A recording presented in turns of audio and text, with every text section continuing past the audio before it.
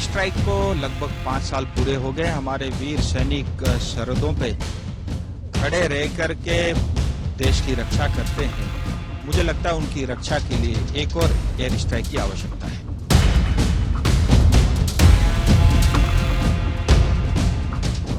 घाटी में 4 वीर जवानों की शहादत ने देश को गुस्से से भर दिया और देश के 4 सपूतों की शहादत पर सेना का सब्र टूटने लगा।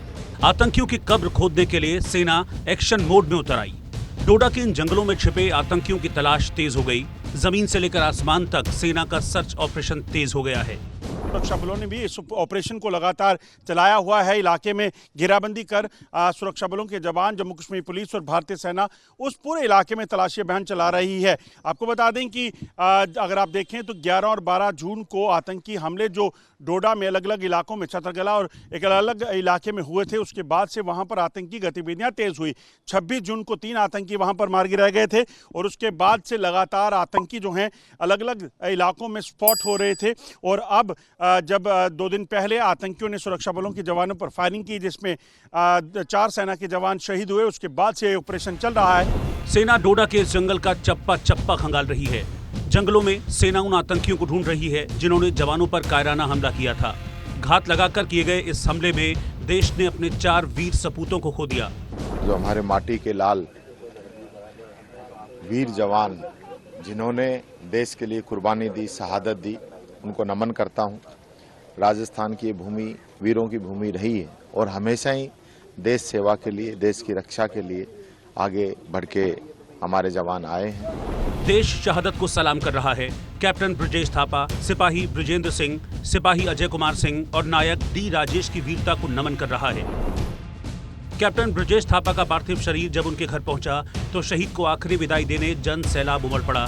वहीं जयपुर में सिपाही अजय सिंह और सिपाही ब्रजेंद्र सिंह को नम आंखों से अंतिम विदाई दी गई।